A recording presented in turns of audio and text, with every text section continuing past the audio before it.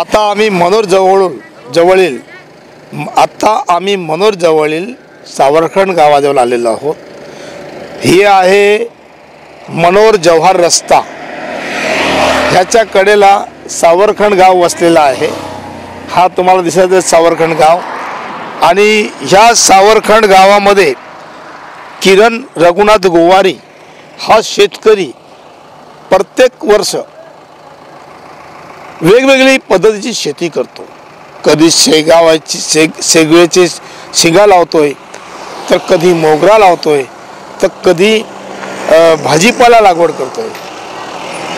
आता यावर्षी हा शेतकऱ्यांनी इथे सूर्यफुलाची, ज्याला सूर्यमुखी म्हणतात, त्याची शेती केलेली आहे।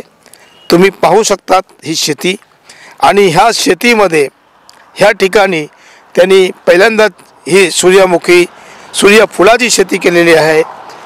जसजसा सूर्य निघतो तसतसा हा फूल त्याच्याबरोबर सकाळी पूर्वेला सूर्य निघतो, पूर्वेला त्याची दिशा असते, तुम्ही पाहू शकतात।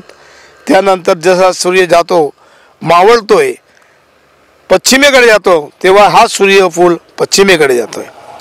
ह्या सूर्यफुलापासून सफोला, या सूर्यफुलापासून सनफ्लावर तेल जे आपण खातोय, आपल्या जीवनामध्ये आहे तेल खाण्यासाठी, नेहमी त्याचा वापर करतात आपण, तो सनफ्लावर तेल जे आहे ते ह्या फुलापासून तयार केले जाते। आता आम्ही ह्या सावरखंड इथे आलेलो आहोत। किरण रघुनाथ गोवारी हा शेतकरी आहे आमच्या बरोबर, आणि ह्या आपले इथे शेतामध्ये हे सनफ्लावर जे तेल म्हणतात, तो तेल कशापासून तयार होतो, तर हे सूर्यफुलापासून तयार होतो, आणि त्याची त्यांनी शेती केलेली आहे। उत्तम प्रकारे शेती आलेली आहे। आम्ही त्यांच्याशी जाणून घेऊया।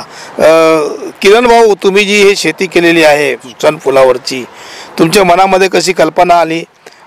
कारण प्रत्येक वर्ष तुम्ही काही ना काही वेगवेगळ्या पद्धतीची शेती करतात, तर ह्या वर्षी तुमच्या मनामध्ये हे सनफ्लावर जे आहे सूर्यमुखी, ह्या पद्धतीने तुम्ही शेती केली, त्यावर काय बोलाल तुम्ही? आम्ही पहिल्यांदा म्हणजे हे तिलाचं लागवड करायचो।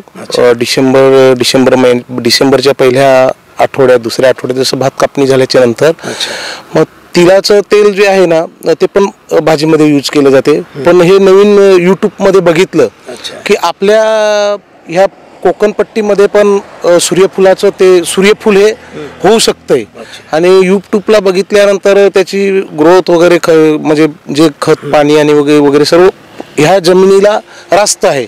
मग ते मी जानेवारीच्या पहिल्या आठवड्यामध्ये हे बी टोकन पद्धतीने लावलेलं आहे, सऱ्या घेऊन टोकन पद्धतीने लावलेलं आहे।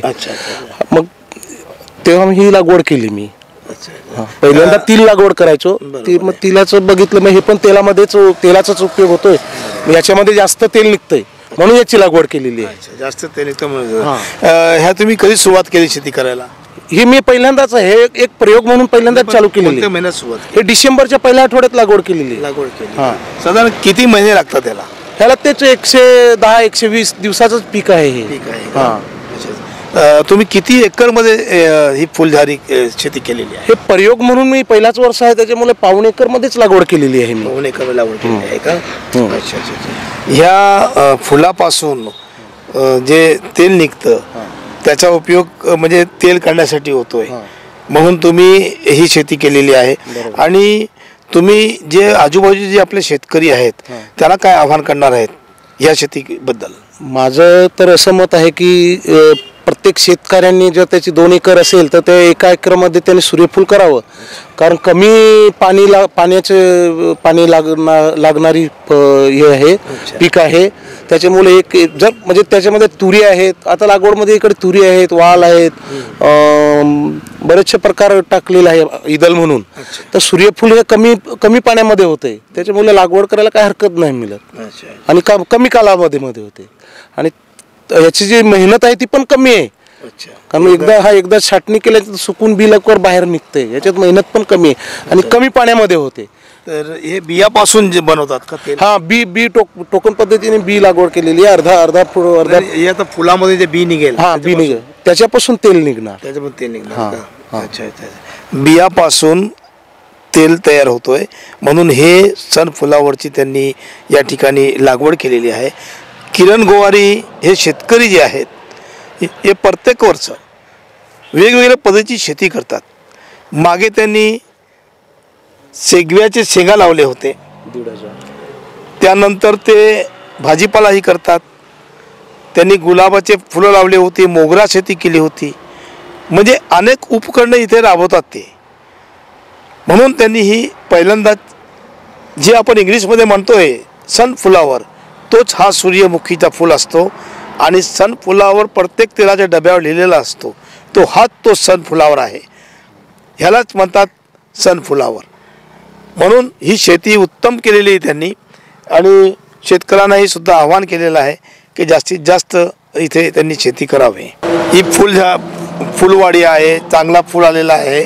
पण ह्याच्यावर जे मी बघितले मधमाशी वगैरे येऊन बसतात, हे मधमाशीचा काय याच्याला उपयोग होतो, काय करतात ते?